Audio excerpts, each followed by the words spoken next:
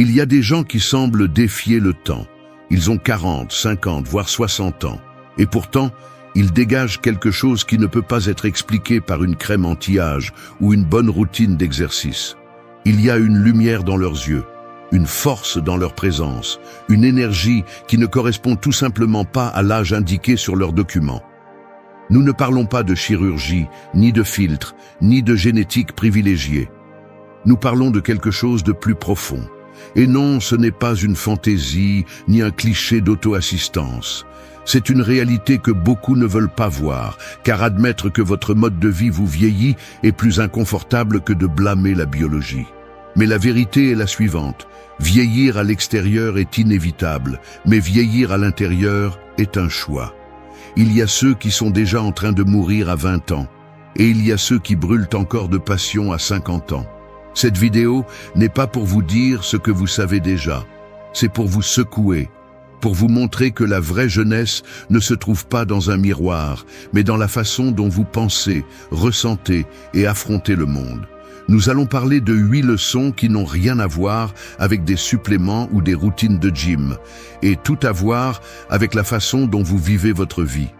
Des leçons qui ont leurs racines dans la philosophie stoïcienne, mais que vous pouvez appliquer dès aujourd'hui, dans le quotidien, dans le réel. Parce que si l'âme s'éteint, le corps la suit. Mais si l'âme s'allume, il n'y a pas de ride qui puisse éteindre cette lumière. Voulez-vous vraiment rester jeune ? Alors faites attention, mais avec les oreilles du cœur, pas avec la superficialité avec laquelle nous vivons aujourd'hui. Parce que ce que vous allez entendre n'est pas doux, c'est nécessaire. Un que danse avec le changement, ne lui résiste pas. Le temps est comme une rivière qui ne cesse jamais de bouger. Tu peux construire un barrage et essayer de l'arrêter, mais finalement l'eau débordera et emportera tout. Ou tu peux apprendre à nager dans son courant en allant avec lui, pas contre lui. Il y a ceux qui vieillissent parce qu'ils passent toute leur vie à lutter contre l'inévitable, le changement. Ils s'accrochent, résistent, se tendent. Et cette rigidité interne les brise. Changer n'est pas une option, c'est une obligation de l'existence.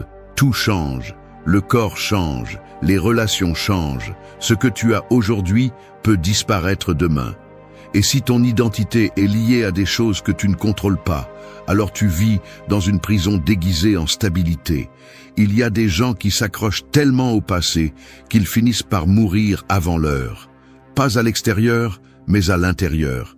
Parce que résister au changement, c'est comme essayer d'arrêter l'aube avec les mains. Absurde, épuisant et totalement inutile. Le stoïcisme t'enseigne quelque chose que personne d'autre n'ose te dire. Ne contrôle pas ce que tu ne peux pas contrôler. Ne perds pas ton énergie à essayer d'éviter ce qui va se passer de toute façon. Apprends à lâcher prise avant que la vie ne t'arrache brutalement les choses. Parce que quand tu fais face au changement avec peur, tu souffres 2 fois plus. Tu souffres pour ce qui s'en va et tu souffres de ne pas savoir qui tu es sans ce que tu as perdu.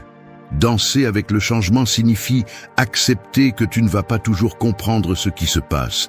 Mais tu décides quand même de bouger avec le rythme. Cela signifie que si la vie change la musique, tu ne restes pas assis à te morfondre, mais tu apprends un nouveau pas. Et non, ce n'est pas facile. Il ne s'agit pas de sourire comme si rien ne faisait mal. Il s'agit de se durcir à l'intérieur sans devenir de pierre. De continuer à marcher même si tu n'as pas une carte claire. Les gens qui restent jeunes ne sont pas ceux qui ont tout sous contrôle. Ce sont ceux qui s'adaptent, ceux qui tombent, mais se relèvent plus sages, ceux qui comprennent que la vie n'est pas faite pour rester la même, mais pour se transformer encore et encore. Et à chaque transformation, si tu es disposé, tu peux trouver une version plus authentique de toi. Il y a des gens qui portent sur leur visage la frustration de vouloir que les choses soient comme avant, comme si le passé pouvait être revécu, comme si l'avenir pouvait être façonné de force. Mais ce n'est pas de la jeunesse, c'est de l'épuisement déguisé en nostalgie. En revanche, lorsque tu acceptes le changement, quelque chose en toi se détend. L'esprit s'ouvre, l'âme respire. Et alors, tu rajeunis, parce que tu arrêtes de lutter contre ce que tu ne peux pas vaincre, et tu commences à vivre avec ce que tu peux choisir. Et oui, Le changement fait mal. Ça fait mal quand tu t'éloignes de quelqu'un. Ça fait mal quand tu fermes une étape. Ça fait mal quand le corps ne répond plus de la même manière. Mais cette douleur n'a pas à être ta condamnation. Elle peut être ta renaissance. Seulement si tu arrêtes de la voir comme une menace et que tu commences à la traiter comme une opportunité. Alors, regarde-toi dans le miroir et demande-toi, est-ce que je vieillis parce que la vie change ou parce que je refuse de changer avec elle? La réponse à cette question ne définit pas seulement comment tu te sens, elle définit aussi comment tu te vois. 2. Maîtrise la tempête intérieure. Pense à un volcan. De l'extérieur, il peut ressembler à une montagne calme, solide, inoffensive. Mais à l'intérieur, la pression s'accumule. Gaz, feu, lave bouillante. Si personne ne le contient, il explose et détruit tout. C'est ainsi que fonctionne ton monde intérieur. Tu peux montrer du calme, sourire, continuer avec la routine. Mais si tu n'apprends pas à gérer ce qui se passe en toi, un jour ça va exploser. Et les dégâts, tôt ou tard, se voient sur ton visage, sur ton corps, dans ta vie. Beaucoup de personnes vieillissent, non pas à cause des années, mais à cause de la pression émotionnelle qu'elles portent en elles. Ce sont des prisons ambulantes.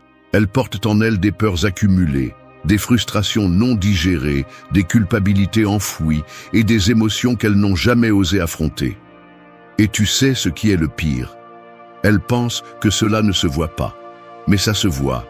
Ça se voit dans les yeux éteints, ça se voit dans les épaules tombantes, ça se voit dans ce regard fatigué qui n'a plus fin de vie. Le véritable ennemi n'est pas à l'extérieur. Ce n'est pas le patron qui te met la pression. Ce n'est pas le partenaire qui t'ignore. Ce n'est pas le trafic, l'économie, ni l'horloge. L'ennemi vit à l'intérieur. C'est la façon dont tu réagis à tout cela. C'est cette voix qui te dit que tu ne peux pas. Cette impulsion qui te fait crier avant de penser, cette blessure que tu n'as jamais voulu soigner, ce manque de contrôle sur ton monde intérieur est ce qui te fait perdre des années de vie, même si tu continues à respirer. La véritable jeunesse n'est pas une peau sans rides, c'est une âme sans charge inutile. Et pour cela, tu as besoin de maîtriser ta tempête intérieure. Tu as besoin de force mentale. Non pas pour devenir insensible, mais pour avoir le courage de regarder à l'intérieur et de dire « Cela ne me contrôle pas, cela ne me définit pas, je choisis comment répondre ». Le stoïcisme ne te demande pas d'arrêter de ressentir, ce serait ridicule.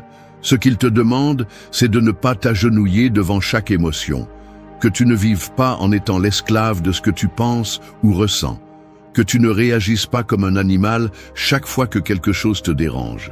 Il s'agit d'observer, de respirer, de décider. Ça semble simple, ce ne l'est pas, mais c'est ce qui te libère. Tu veux rester jeune?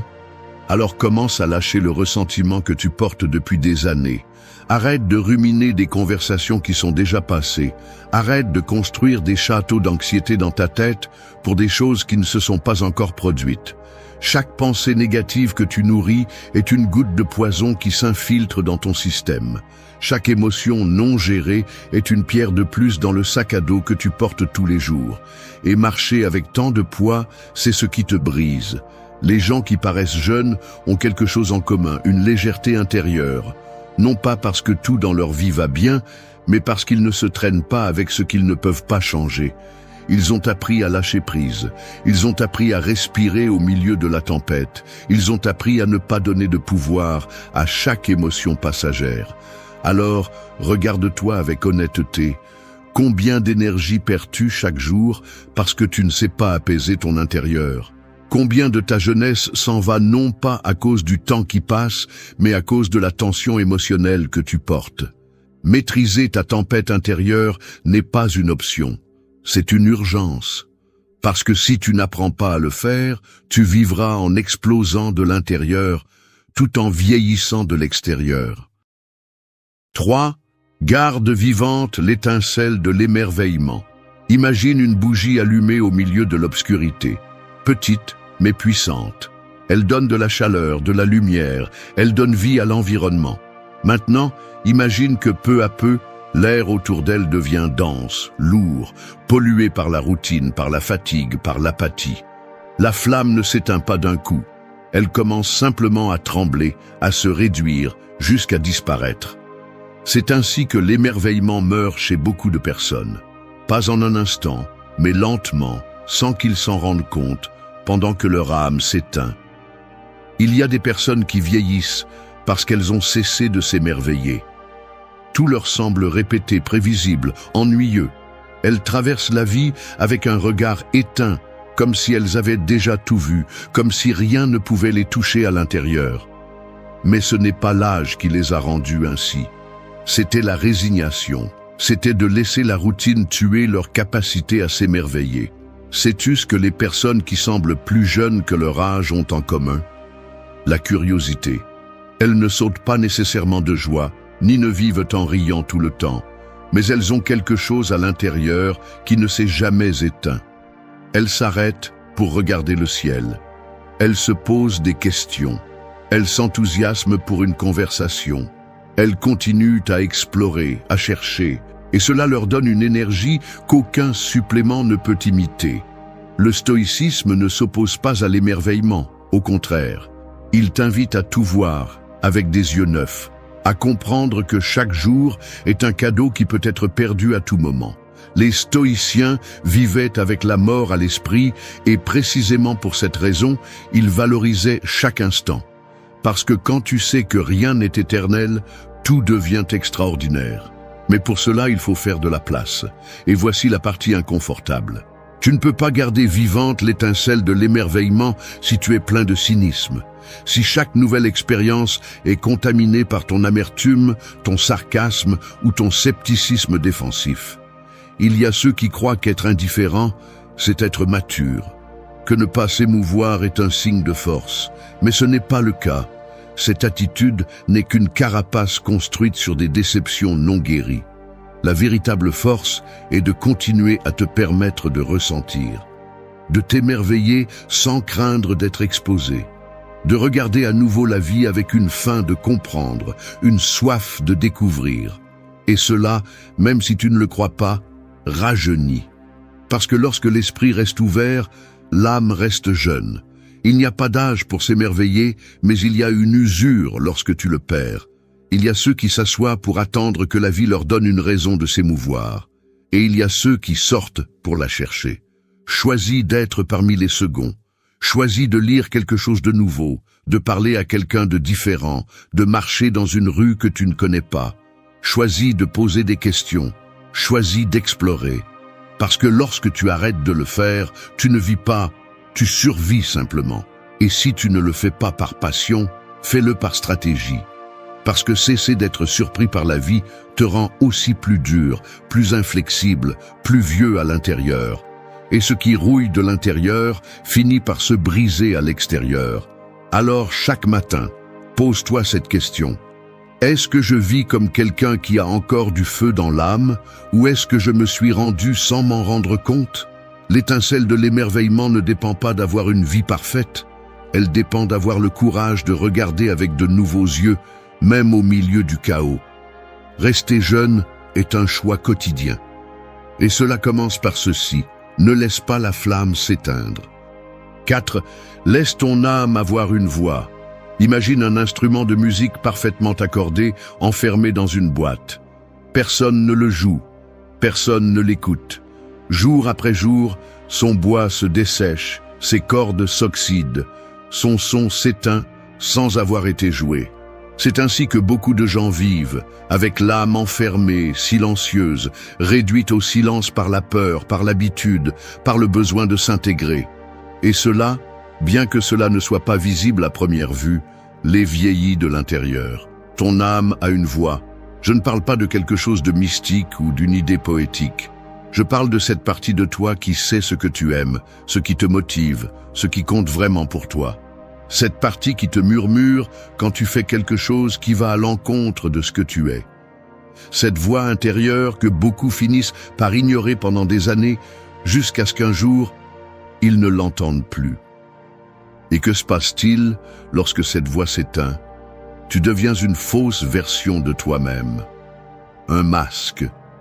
Une personne qui fait ce qu'on attend d'elle, qui dit ce que son entourage veut entendre, qui agit pour plaire, pour s'intégrer, pour ne pas déranger.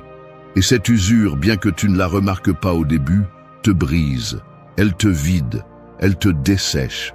Il y a des gens qui paraissent vieux, non pas à cause de leur peau, mais à cause du manque d'authenticité dans leur regard. Parce qu'ils ont passé tellement de temps à cacher ce qu'ils pensent ou ressentent vraiment, que leur âme a cessé de se battre pour sortir.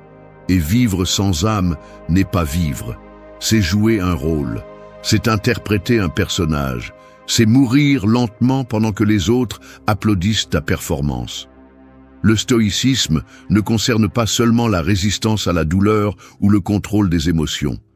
Il s'agit aussi d'intégrité, de vivre en cohérence avec ce que tu es, d'agir selon tes principes et non selon l'approbation des autres. Marc Aurèle l'avait bien compris. Ce qui compte, ce n'est pas ce qu'on dit de toi, mais si tu peux vivre avec toi-même quand tu es silencieux.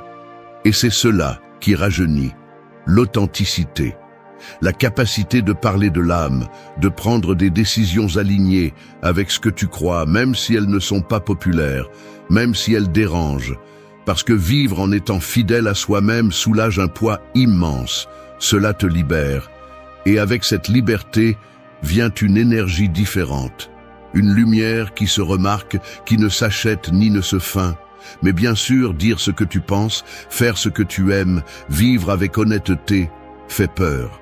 Peur du rejet, peur de se tromper, peur de décevoir. Et par peur, beaucoup se taisent, s'éteignent, deviennent des versions déformées d'eux-mêmes.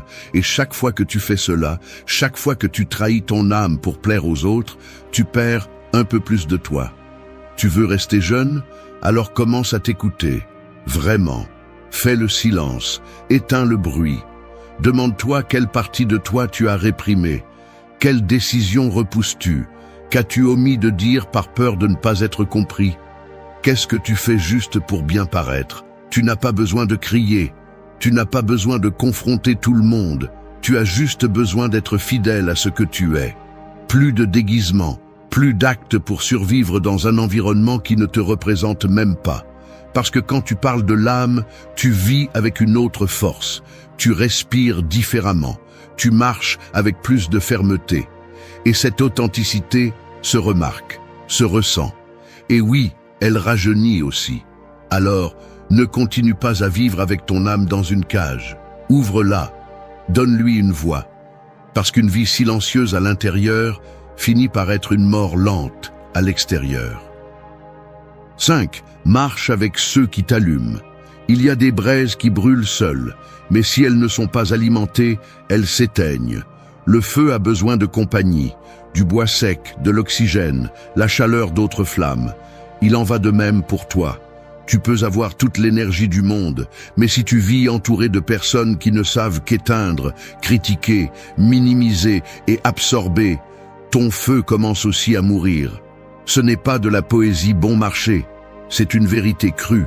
Souvent, tu ne vieillis pas à cause de ce qui t'arrive, mais à cause de qui tu le partages. Il y a des personnes qui te font perdre des années de vie, pas avec violence, mais avec indifférence. Pas avec des cris, mais avec leur constante négativité, leur plainte éternelle, leur capacité à tuer chaque illusion avec une seule phrase. Ils sont experts pour te dessécher l'âme sans que tu t'en rendes compte. Et si tu n'es pas vigilant, tu finis par leur ressembler. Les gens avec qui tu marches façonnent ton énergie. Il ne s'agit pas d'élitisme émotionnel, il s'agit de survie spirituelle. Si tes conversations sont remplies de commérages, d'envie, de plaintes, de médiocrité, de conformisme, alors ton âme commence à s'adapter. Ton esprit baisse le volume de ses rêves pour ne pas déranger. Ton corps s'habitue à la fatigue de ne pas avancer. Et cela vieillit. Les stoïciens parlaient du cercle intime avec sérieux. Ils savaient que tu ne peux pas vivre avec vertu si tu es entouré de gens sans but. Ils savaient que l'âme se renforce en compagnie de ceux qui sont aussi sur le chemin. Parce qu'il ne s'agit pas de chercher des personnes parfaites, mais des personnes qui veulent grandir, qui te défient, qui t'inspirent, qui t'allument. Peut-être que tu ne peux pas choisir tous ceux qui t'entourent, mais tu peux choisir avec qui tu approfondis, avec qui tu partages ton temps, tes pensées, tes luttes. Et c'est là la clé, parce que chaque moment que tu passes avec quelqu'un, tu échanges de l'énergie. Et si tu le fais avec quelqu'un qui n'a rien à l'intérieur, tu finis par te vider. Il y a des personnes qui sont de l'essence pour ton feu intérieur. Ils t'écoutent attentivement, ils te disent des vérités qui font mal, mais qui réveillent. Ils te poussent à ne pas abandonner quand tu veux tout lâcher. Être près d'eux te renouvelle. Ils te secouent, te rappellent qui tu es, te redonnent l'envie. Marcher avec eux te maintient en vie. Et puis, il y a les autres, ceux qui sont de l'eau froide. Ceux qui éteignent chaque étincelle avec leur pessimisme. Ceux qui voient ta croissance comme une menace, ton ambition comme de l'arrogance, ta joie comme une exagération. Et ils te le disent avec des blagues, des commentaires déguisés, des regards qui pèsent. Leur proximité est un drain constant. Ils te sucent la vitalité même s'ils ne te crient pas dessus, même s'ils sourient. Tu veux rester jeune? Entoure-toi de vie. Pas de corps jeunes avec des esprits morts, pas de gens populaires mais vides. Cherche des âmes allumées, des personnes qui sont encore curieuses, qui ont faim, qui n'ont pas honte de rêver, des personnes qui te font sentir que ça vaut la peine de te lever. Et sois aussi cette personne, parce que tu ne peux pas exiger de l'énergie si tu vis toi-même éteint. Sois celui qui inspire, qui écoute, qui soulève, qui allume. Ainsi tu attireras aussi la même chose. La jeunesse de l'âme se nourrit en communauté, mais pas n'importe quelle communauté.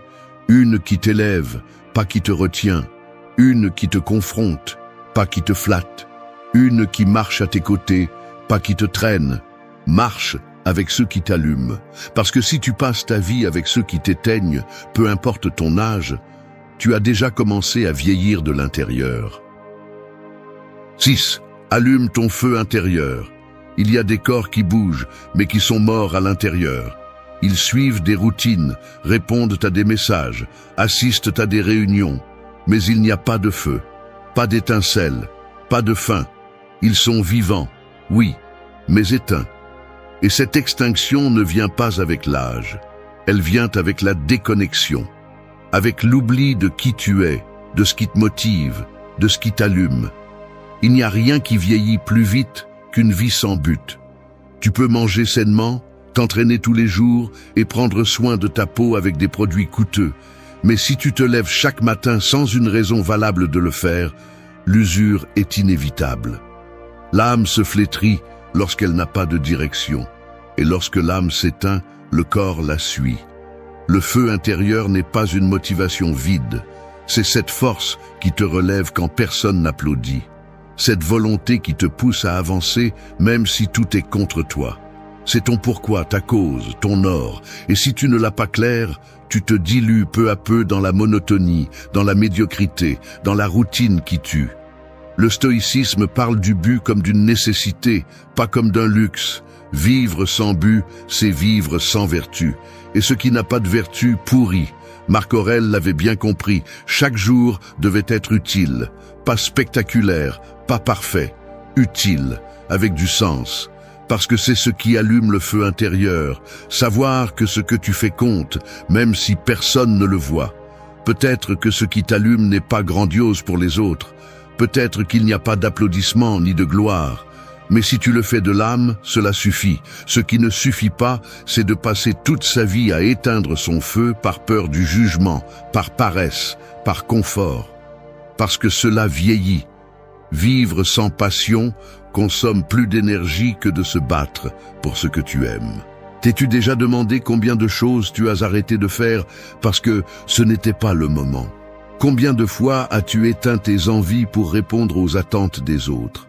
Quand a été la dernière fois que quelque chose t'a fait vibrer de l'intérieur? Si tu ne peux pas répondre, ton feu s'éteint. Allume ton feu intérieur, même s'il brûle, même s'il dérange, même s'il te laisse seul un moment. Parce qu'une vie allumée peut faire mal, mais une vie éteinte est une mort lente. Choisis de bouger avec intention, d'agir avec signification, de parler avec vérité. Ne survis pas. Vise avec direction, avec courage, avec feu. parce qu'il n'y a pas de jeunesse possible dans un corps qui ne brûle plus de l'intérieur. 7. Lâche la pierre que tu portes sur ton dos. On ne la voit pas, personne d'autre ne la remarque. Mais elle est là, une énorme pierre que tu portes tous les jours en silence. Un mélange de vieille culpabilité, d'erreurs que tu ne lâches pas, de trahisons que tu ne pardonnes pas, de mots que tu n'as pas dit, de décisions qui te pèsent. Et même si tu continues à marcher, même si tu souris et que tu accomplis tout, cette pierre te brise le dos. Elle t'épuise, elle te vieillit. Beaucoup vivent ainsi, non pas parce qu'ils ne peuvent pas avancer, mais parce qu'ils ont décidé de porter tout ce qu'ils auraient déjà dû lâcher. Ils s'accrochent au passé comme si le lâcher était trahir leur douleur. Et chaque jour qui passe, ce fardeau devient plus lourd. Parfois, c'est une culpabilité qui ne te laisse pas en paix. Parfois, c'est une rancune que tu portes comme un bouclier. Parfois, c'est un regret qui se répète comme un écho. Mais toujours, sans exception, c'est quelque chose qui n'a plus sa place dans ton présent. Le problème est que personne ne t'apprend à lâcher. On t'apprend à endurer, à résister, à avaler à sec, à faire comme si de rien n'était. Et ainsi, sans t'en rendre compte, tu deviens une version plus lente, plus rigide, plus fatiguée de toi-même. Ce n'est pas le corps qui est vieux, c'est l'âme, déformée par des années de poids émotionnels maltraités. Les stoïciens savaient qu'il n'y a pas de liberté sans détachement, que tu ne peux pas être maître de ta vie si tu es enchaîné à ce qui a déjà été. Lâcher n'est pas oublier, ce n'est pas justifier. Ce n'est pas faire comme si ça n'avait jamais fait mal. Lâcher, c'est reconnaître que ce qui s'est passé n'a plus de pouvoir sur qui tu es aujourd'hui, à moins que tu continues à le lui donner. Demande-toi ceci avec une brutalité honnête. Qu'est-ce que tu portes qui ne te sert plus? Quelle douleur ravives-tu tous les jours par habitude? Quelle personne du passé détermine encore comment tu vis le présent? À quelle erreur t'accroches-tu comme si c'était ta condamnation? Peut-être penses-tu que tu mérites ce poids, que porter cela fait partie de ta punition. Mais ce n'est pas le cas.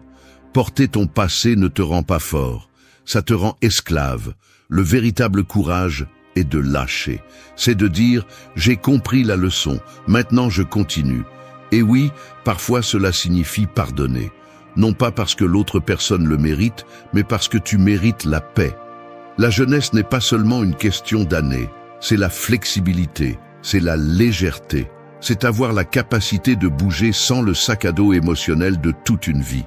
Il y a des personnes de 20 ans complètement rigides à l'intérieur, enfermées dans une identité construite sur des blessures non résolues. Et il y a des personnes de 50 ans qui marchent avec une âme libre parce qu'elles ont laissé derrière elles ce qu'elles ne pouvaient pas changer. Lâcher n'est pas abandonner, c'est comprendre que tu ne peux pas avancer si tu regardes constamment en arrière. C'est avoir le courage d'ouvrir la main et de laisser tomber cette pierre qui t'a tant coûté. Parce que ce qui t'a coûté ne te sert pas nécessairement. Alors, prends tes responsabilités. Ne te victimise pas, ne trouve pas d'excuses. La pierre est là, parce que tu continues à la porter. Et aujourd'hui, maintenant, tu peux décider de la lâcher. Personne d'autre ne le fera pour toi, parce que tant que tu ne le fais pas, peu importe combien tu prends soin de toi, combien tu t'efforces, combien tu avances, tu porteras toujours le poids de ce que tu as été. Et cela, inévitablement, te brisera. Lâche la pierre, non pas parce que c'est facile, mais parce que continuer à la porter te tue en silence. 8. Parle-toi comme tu parlerais à la personne que tu aimes le plus. Si quelqu'un que tu aimes traversait une mauvaise passe, que lui dirais-tu? Lui crierais-tu qu'il est inutile? Lui rappellerais-tu toutes ses erreurs? Lui répéterais-tu chaque jour qu'il ne vaut rien, qu'il ne sera jamais assez bon, qu'il ne mérite rien? Tu ne le ferais pas, parce que tu sais que ce n'est pas de l'amour, c'est une punition. Et pourtant, beaucoup se parlent à eux-mêmes ainsi, tous les jours. La voix la plus destructrice que tu entendras dans ta vie ne viendra pas de l'extérieur, elle viendra de l'intérieur. Cette voix qui critique chaque pas, qui se moque de tes tentatives, qui minimise tes réalisations. Cette voix qui ne pardonne pas, qui te compare aux autres, qui te répète que tu n'es pas assez bon. Et cette voix ne vieillit pas le corps, elle vieillit quelque chose de plus profond. la relation que tu as avec toi-même. Il y a ceux qui semblent forts, mais qui se détruisent de l'intérieur à chaque échec. Ils ne se permettent pas une erreur. Ils ne se reconnaissent pas une victoire. Ils vivent comme des ennemis d'eux-mêmes. Et cela laisse des traces. Pas seulement dans l'âme, mais aussi sur le visage, dans la posture, dans l'éclat des yeux. Aucun corps ne peut supporter de vivre sous un assaut constant. Le stoïcisme parle de l'importance du dialogue intérieur, non pas pour adoucir la réalité, mais pour la rendre gérable, pour t'accompagner avec fermeté, non avec cruauté. Être stoïcien n'est pas être froid ou punitif.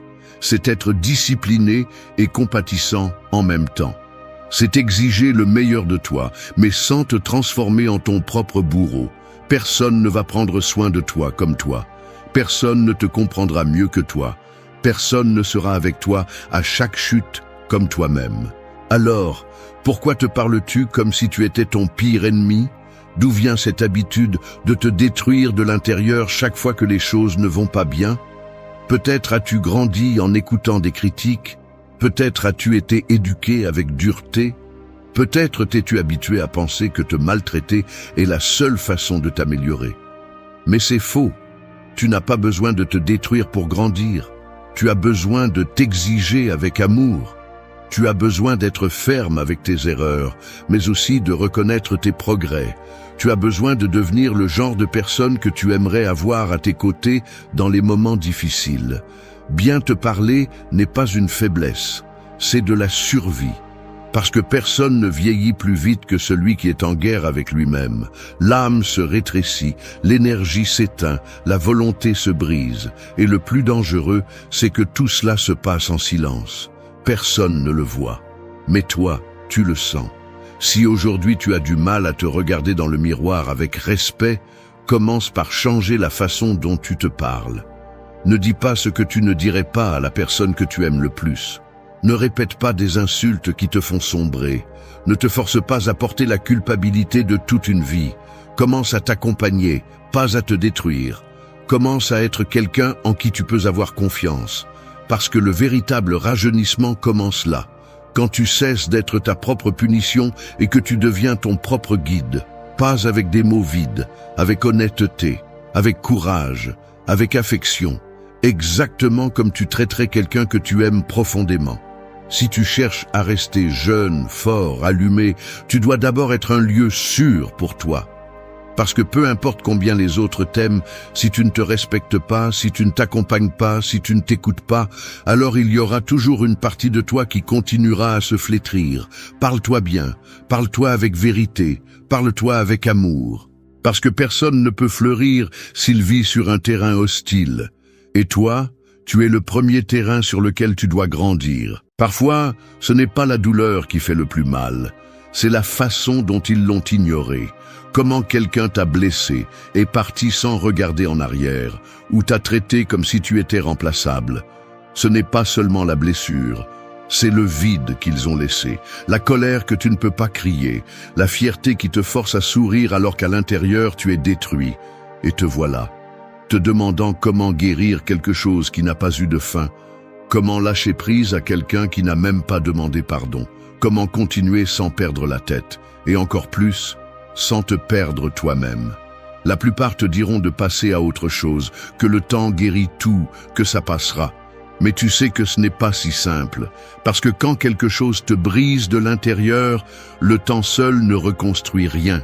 Tu as besoin de quelque chose de plus, quelque chose qui ne repose pas sur des phrases vides ou sur la vengeance.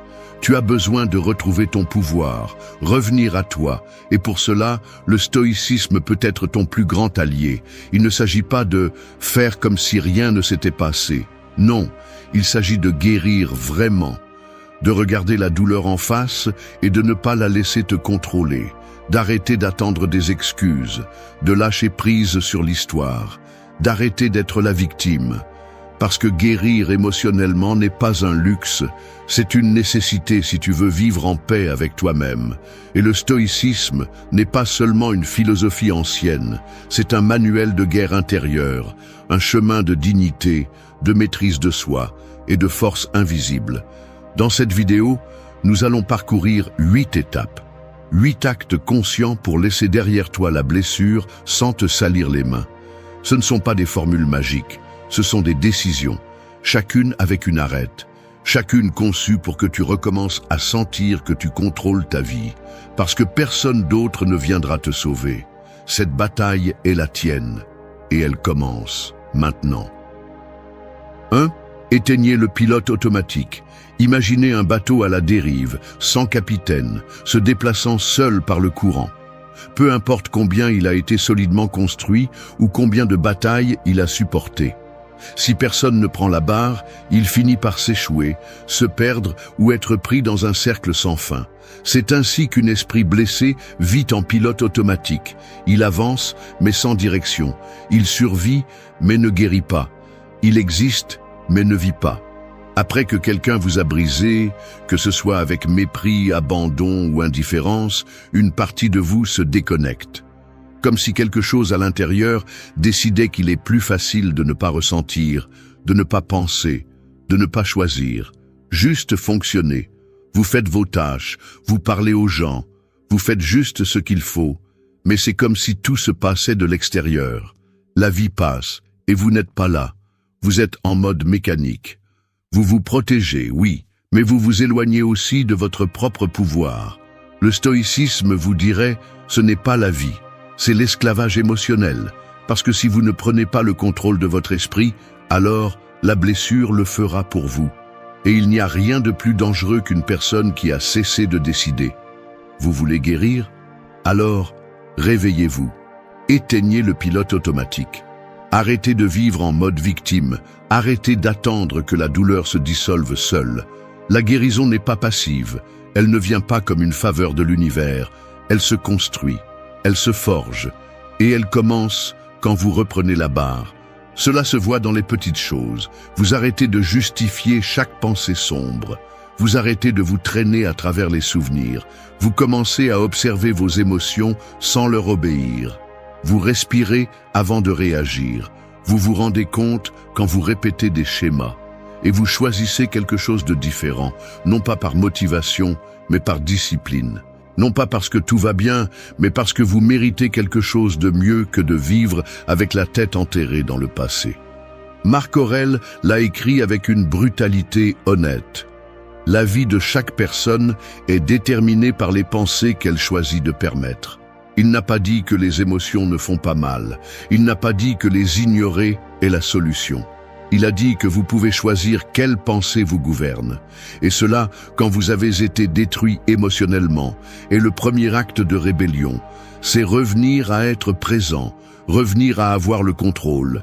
Parce qu'être présent n'est pas seulement méditer ou respirer profondément. Être présent, c'est regarder votre réalité en face et dire « c'est ce qu'il y a ». Ça m'a fait mal, oui, je suis tombé, oui, mais je ne vais pas rester ici. C'est arrêter de répéter la même chose tous les jours comme si vous n'aviez pas le choix. C'est défier votre propre routine émotionnelle. C'est changer ce « c'est comme ça que je suis » par « je ne veux plus être comme ça ». Et oui, vous allez vous sentir étrange, comme si vous étiez un étranger dans votre propre vie. Parce que sortir du pilote automatique est inconfortable, mais c'est aussi puissant. Parce que quand vous êtes conscient, vous pouvez choisir. Et quand vous pouvez choisir, vous pouvez guérir. Éteindre le pilote automatique est la première étape. Pas la plus facile, mais certainement la plus urgente. Parce que tant que vous resterez endormi, blessé et passif, tout restera pareil. Le stoïcien n'attend pas que le temps guérisse. Le stoïcien devient le temps. Il décide comment agir, comment penser, comment vivre, même quand le monde lui tourne le dos. Alors faites-le. Arrêtez-vous. Respirez. Observez-vous. Et prenez une décision. Vous n'avez pas besoin d'avoir toutes les réponses. Vous avez juste besoin de revenir à être présent, parce qu'un esprit présent est un esprit libre, et un esprit libre est imparable. 2. Brise le sort de la prévisibilité. Il y a un moment après la douleur où tout devient prévisible. Tu te lèves et tu sais déjà ce qui t'attend. La même pensée, la même tristesse, Le même besoin de comprendre pourquoi quelqu'un t'a traité comme si tu ne valais rien. Tu t'assieds, tu manges, tu fais semblant que tout va bien. Mais au fond de toi, tu le sais. Tu es coincé, revivant encore et encore la même journée émotionnelle. Tu es sous un sort, un silencieux mais mortel, celui de la prévisibilité. La prévisibilité n'est pas seulement la routine physique, c'est la répétition mentale. C'est ce film que tu te passes dans la tête avec chaque détail de ce que tu as vécu, de ce que tu as dit, de ce que tu n'as pas fait, de ce qu'on t'a fait. C'est la blessure transformée en habitude. Et si tu ne la brises pas, tu pourris à l'intérieur. Le stoïcisme ne vient pas pour caresser ton ego ou te raconter des histoires de dépassement de soi bon marché. Il vient pour te dire ceci: si chaque jour tu penses de la même manière, tu ressens la même chose et tu fais la même chose, alors tu ne guéris pas. Tu approfondis la blessure. Tu la nourris avec ton attention. Épictète disait: ce ne sont pas les choses qui nous blessent, mais l'opinion que nous avons d'elles. Et ce que personne ne te dit, c'est que tu répètes cette opinion tous les jours, comme une prière empoisonnée. Je n'étais pas assez, il m'a quitté parce qu'il me manquait quelque chose, cela m'arrive toujours. Des phrases que tu ne remets même plus en question parce que tu es devenu accro à elles. Rompre le sort de la prévisibilité, c'est interrompre ce cycle. C'est briser le scénario que tu t'es écrit dans ton esprit. C'est remettre en question ce que tu prenais pour acquis. Et non, ce n'est pas facile. Parce que la prévisibilité donne une fausse sensation de sécurité. Au moins, tu sais comment ça va faire mal. Au moins, tu sais comment la journée va se terminer. Mais si tu veux guérir, tu dois te risquer au chaos du nouveau. Changer le dialogue interne, faire quelque chose de différent. Non pas pour te distraire, mais pour te prouver que tu n'es plus au même point qu'avant. Cela peut être aussi simple que d'arrêter d'écouter la même musique qui te rappelle cette personne. Changer l'endroit où tu t'assieds pour réfléchir. Écrire sur un papier ce que tu ressens au lieu de t'étouffer à l'intérieur. Décider qu'aujourd'hui, au moins aujourd'hui, tu ne vas pas vérifier son profil, tu ne vas pas chercher des signes, tu ne vas pas répéter la même maudite histoire. N'attends pas que le monde t'offre un signe pour changer. Le signe, c'est toi quand tu décides que ça suffit, quand tu prends conscience que personne ne va sortir de ce cycle pour toi. C'est ton esprit, ton corps, ton âme qui sont en jeu. Et c'est là que l'agressivité stoïcienne entre en jeu. Non pas l'agressivité envers le monde, mais envers ta faiblesse apprise, envers la partie de toi qui veut rester confortablement dans la douleur. Il faut se battre contre cette partie, avec compassion, mais aussi avec fermeté, parce que si tu ne le fais pas, tu vivras des années dans le même chapitre. Rompre le sort de la prévisibilité ne signifie pas oublier, cela signifie arrêter de répéter. Guérir n'est pas effacer, c'est réécrire. Et pour cela, tu as besoin de courage. Le courage de regarder ta routine émotionnelle et de crier « Cela ne me sert plus, cela ne me représente plus, cela ne me définit plus ». C'est là que commence la véritable transformation. Au moment où tu fais quelque chose de différent, même si c'est petit, même si ça fait mal. Parce que si ça fait mal, c'est le signe que tu sors du sort. Tu recommences à vivre avec intention. Et une vie avec intention, bien qu'imparfaite, sera toujours plus puissante qu'une vie parfaite vécue en pilote automatique. 3. Rends sacrée ta présence. Imagine laisser ta maison ouverte, sans clé, sans serrure, sans personne pour surveiller. Tu pars pendant des jours, des semaines, voire des mois. À ton retour, tu ne reconnais plus rien. Il y a de la poussière dans les coins, des choses déplacées, des étrangers occupant les pièces. Et le pire de tout, tu ne sais pas à quel moment tu as perdu le contrôle. C'est ce que c'est de vivre déconnecté de toi-même. C'est ce que c'est d'abandonner ta présence. Après que quelqu'un t'a brisé émotionnellement, une partie de toi s'éteint. Elle ne crie pas, elle ne pleure pas, elle s'absente simplement. Tu es là, mais tu n'es pas là. Tu accomplis le strict minimum, mais sans âme. Tu cesses de t'habiter. Et quand tu ne t'habites pas, n'importe quelle pensée entre, n'importe quel souvenir reste, n'importe quelle émotion commande. Et si tu n'es pas en toi, qui va prendre soin de ce que tu es? La douleur émotionnelle a ce piège. Elle te convainc que t'éloigner de toi est une forme de protection. Mais ce n'est pas le cas. C'est une forme lente d'autodestruction. Parce que plus tu es loin de toi, plus le passé a de l'espace pour continuer à te blesser. Plus cette personne a de l'espace pour continuer à vivre dans ta tête sans payer de loyer. Le stoïcisme t'enseigne que tu ne peux pas contrôler ce qui s'est passé. Mais tu peux décider où tu es. Et ta place est en toi. Présent, conscient, ferme. Il ne s'agit pas de répéter de jolies phrases ou de faire semblant que tout va bien. Il s'agit de regarder ton propre visage dans le miroir sans détourner le regard, de respirer et de savoir que ce corps, cet esprit, cette vie t'appartiennent et que si tu n'es pas là pour toi, personne d'autre ne le sera. Rendre ta présence sacrée signifie arrêter de vivre comme si tu étais un espace vide attendant que quelqu'un vienne le remplir. Cela signifie décider que ton attention, ton énergie, ton temps ne sont pas disponibles pour ce qui te détruit. Cela signifie protéger ton esprit comme tu protégerais ta maison. Commence par le minimum. Quand tu penses, fais-le avec intention. Quand tu ressens, permets-le sans te donner. Quand tu es avec quelqu'un, choisis d'être là. Et quand tu es avec toi, ne t'échappe pas. Plus d'excuses, plus d'évasion, plus d'être seul à moitié, parce que chaque fois que tu fuis de toi, tu deviens plus fragile. Et chaque fois que tu restes avec toi, même dans la douleur, tu deviens plus fort. Être présent n'est pas confortable. Au début, c'est insupportable. Parce que c'est là que se trouve tout ce que tu as évité.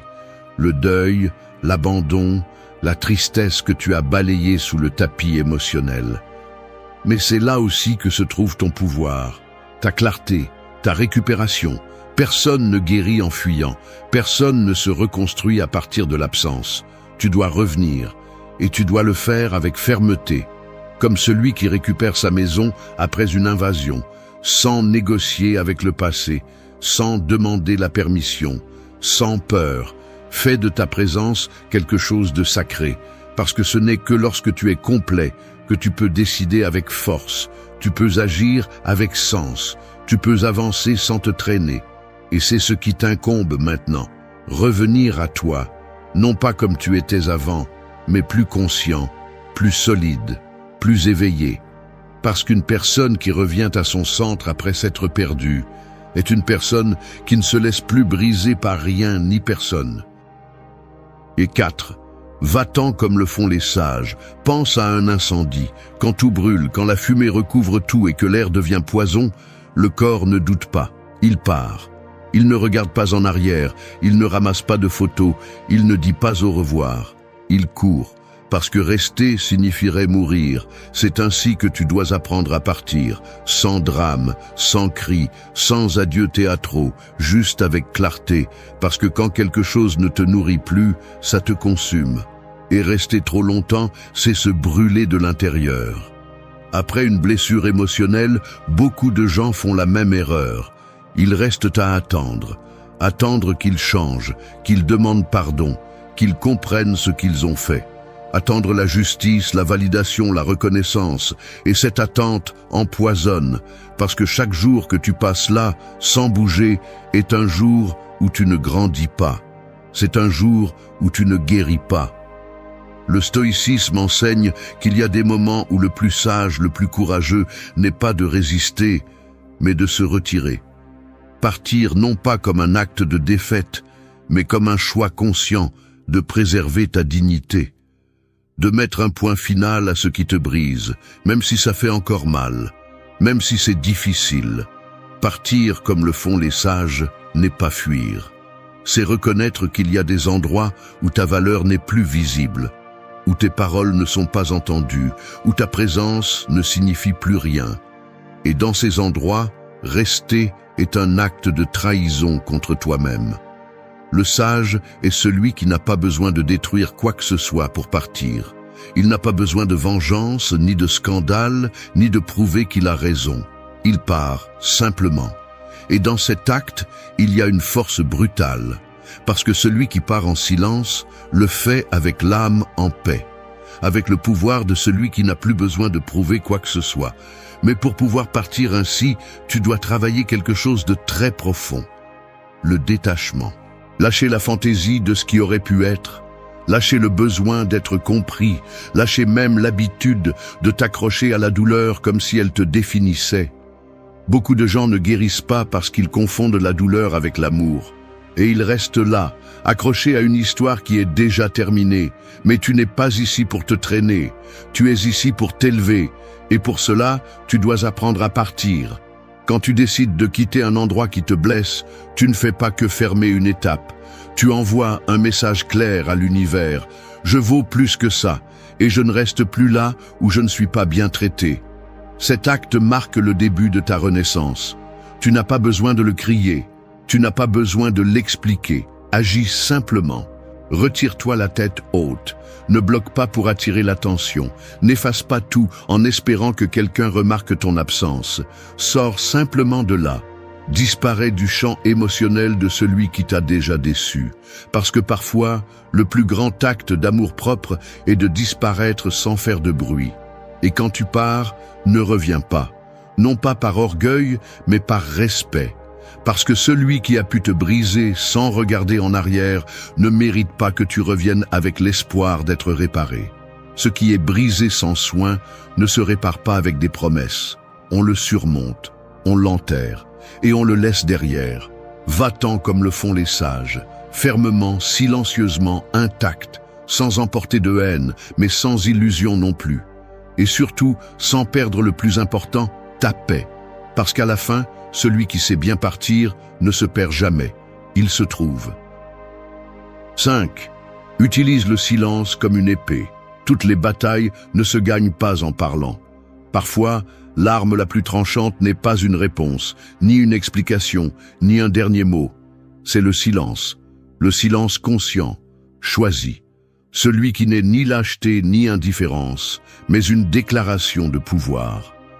Ce type de silence ne se tait pas parce qu'il n'a rien à dire. Il se tait parce qu'il a compris qu'il ne vaut plus la peine de parler.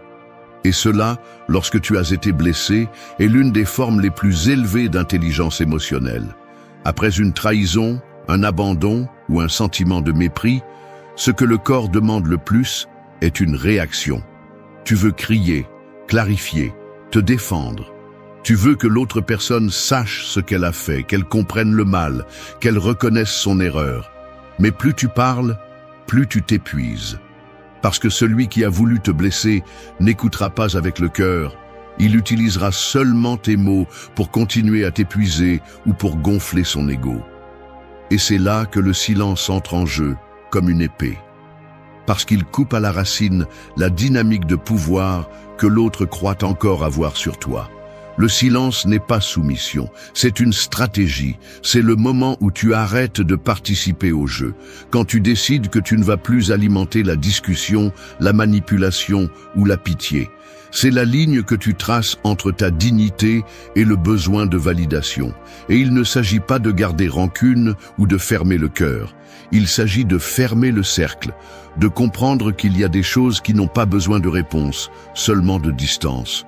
Parce que tout ne mérite pas ton énergie et encore moins ta voix.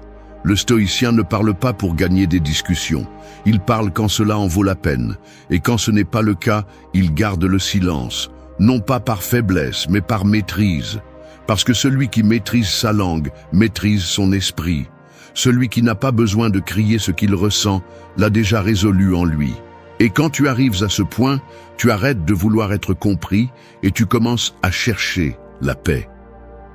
Souvent, après une blessure émotionnelle, le bruit le plus fort ne vient pas de l'extérieur, mais de l'intérieur. L'esprit devient une conversation sans fin. Ce qui s'est passé, pourquoi cela s'est passé, ce que tu aurais dû dire, ce que tu dirais si tu pouvais parler à nouveau. Et là aussi, le silence est nécessaire. Pas le silence pour ignorer ce que tu ressens, mais pour l'observer sans t'en mêler. Sans réagir à chaque pensée comme si c'était une vérité absolue. Silence intérieur pour couper le drame, pour créer un espace entre toi et la douleur, pour reprendre le contrôle. Se taire n'est pas se cacher, c'est se renforcer, c'est construire un mur de calme entre toi et le chaos. C'est décider que tu ne vas pas vivre sur la défensive, que tu ne vas pas expliquer ta valeur, que tu ne vas pas supplier pour être compris. C'est dire avec ton absence ce que tu ne vas plus répéter avec des mots. Et ce silence, lorsqu'il vient de la conscience, parle plus que n'importe quel discours. Parce qu'il montre que tu n'es plus disponible pour le conflit, que tu n'as plus besoin de fermer quoi que ce soit, parce que tu l'as déjà fermé en toi, que tu n'attends plus de justice, ni de dialogue, ni d'excuses. Tu es concentré sur toi, sur ton processus, sur ta vie. Utilise le silence comme une épée, non pas pour blesser, mais pour te protéger, pour couper les liens toxiques, pour défendre ton énergie, pour marquer la fin. Et quand tu le fais, fais-le avec fermeté, sans avertissement, sans drame, seulement avec la force de celui qui a déjà compris que sa paix n'est pas négociable. Parce qu'il y a des batailles qui se gagnent avec du bruit, mais les plus importantes se gagnent en silence. 6. Fais du temps ton allié invisible. Le temps ne guérit pas par lui-même. C'est l'un des mensonges les plus doux que les gens se répètent pour se consoler. Comme si rester immobile, pleurer, répéter l'histoire dans sa tête pendant des semaines ou des mois allait effacer les dommages. Le temps peut être un médicament ou un poison. Tout dépend de la façon dont tu l'utilises. Si tu le gaspilles en attendant qu'un élément extérieur te rende la tranquillité, la seule chose que tu obtiendras est de t'empoisonner davantage. Mais si tu en fais ton allié, si tu l'utilises intelligemment, avec un but, avec une intention, le temps devient une force impossible à arrêter. Après une blessure émotionnelle, le temps semble se déplacer différemment. Il y a des jours qui semblent éternels. D'autres passent sans que tu t'en rendes compte. Ce qui fait mal aujourd'hui, fait mal demain. Et ce que tu pensais surmonter en une semaine te brûle encore à l'intérieur après un mois. Et c'est normal. Il ne s'agit pas de te forcer à aller plus vite. Il s'agit de ne pas rester coincé. La guérison émotionnelle n'est pas un processus automatique. Ce n'est pas laisser passer les jours et prier pour que la douleur disparaisse. C'est choisir chaque jour de faire quelque chose qui te ramène à toi. Le stoïcisme ne romantise pas le temps. Il le respecte. Marc Aurèle écrivait chaque nuit comme s'il n'allait pas se réveiller, parce qu'il comprenait que chaque minute gaspillée était une minute qu'il ne récupérerait jamais. Et cette pensée ne doit pas te déprimer. Elle doit te pousser. Combien de temps vas-tu encore donner au passé? Combien de jours vas-tu encore vivre en attendant que quelqu'un te répare? Le temps que tu perds dans ce qui n'a plus de solution, c'est du temps que tu pourrais utiliser pour te reconstruire à partir de zéro. Pour lire, t'entraîner, apprendre, te connecter avec toi-même, grandir, évoluer. Chaque seconde que tu investis en toi, même si tu ne vois pas de résultats immédiats, est une graine. Et le meilleur, c'est que personne ne peut te l'apprendre. Fais du temps ton allié invisible quand tu comprends que la guérison ne se voit pas, mais se ressent. Tu n'as pas besoin de prouver à personne que tu vas mieux. Tu n'as pas besoin de publier des phrases de dépassement de soi, ni de feindre la force. Tu as juste besoin de te lever chaque jour avec la décision de prendre soin de toi. Et cela, avec le temps, te transforme, silencieusement, profondément. Il y a une force imparable en celui qui sait attendre sans s'arrêter. En celui qui ne court pas après ce qu'il a perdu, mais qui ne reste pas non plus assis à pleurer.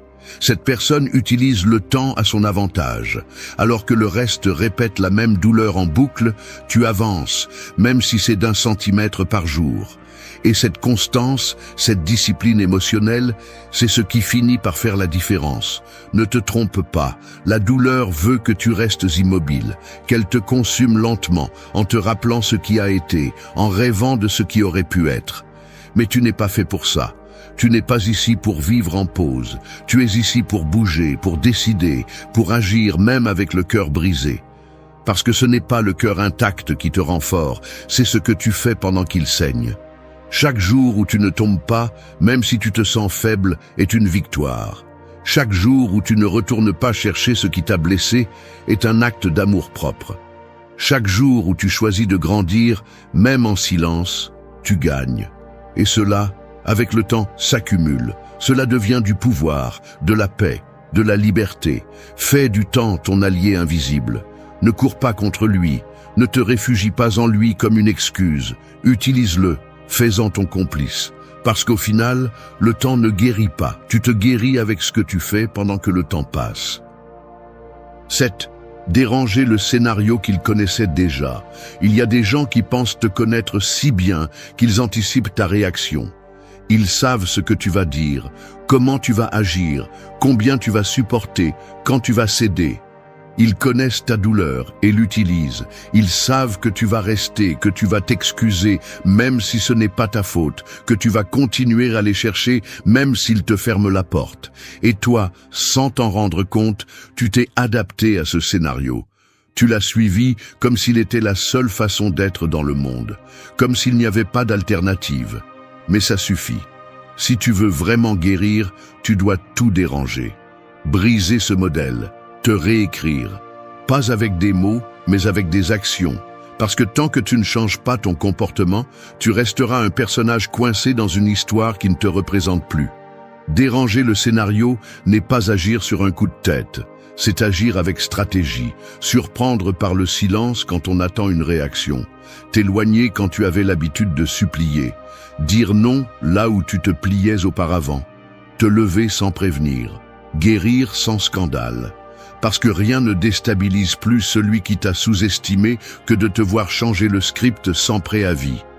Te voir sortir du rôle que tu as toujours assumé, du rôle qu'il prenait pour acquis. Pendant longtemps, chaque fois que quelqu'un te blessait, tu agissais comme si tu n'avais pas le choix. Tu réagissais à partir de la blessure, de la dépendance, de la peur.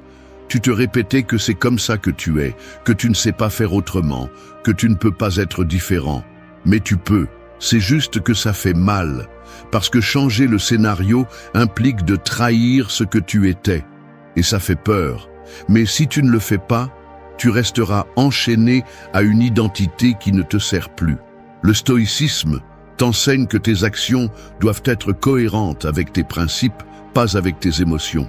Que c'est toi qui décides comment agir, pas la colère, pas l'abandon, pas la peur.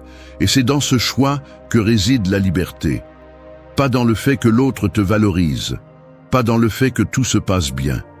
La liberté est d'être imprévisible quand cela signifie rompre avec ton ancienne version. Déranger le scénario n'est pas le faire par vengeance, c'est le faire par dignité. C'est le moment où tu te regardes dans le miroir et décides que tu ne vas pas répéter ce qui t'a déjà détruit une fois, que tu ne vas pas continuer à donner du pouvoir à ce qui te fait couler, que tu vas choisir différemment, même si ton corps tremble, même si on te dit que tu as changé, même s'ils ne comprennent pas. Parce qu'il ne s'agit plus qu'ils te comprennent, il s'agit de te respecter. La personne que tu étais quand on t'a brisé ne peut pas être la même qui se charge de te guérir. Tu dois évoluer. Et pour cela, tu dois briser tes propres habitudes. Ces petites décisions automatiques qui te mènent toujours au même point. Les réponses que tu donnes sans réfléchir. Les messages que tu envoies pour combler un vide. Les excuses que tu utilises pour justifier la faiblesse. Tout cela doit tomber. Et non, ce ne sera pas confortable, ni rapide, ni parfait. Tu vas avoir des rechutes. Tu vas te sentir confus. Mais chaque fois que tu agis différemment, tu envoies un message direct à ton subconscient. Je ne suis plus la même personne. Je ne joue plus le même jeu. Déranger le scénario, c'est reprendre le contrôle de ton histoire. C'est devenir auteur, pas victime.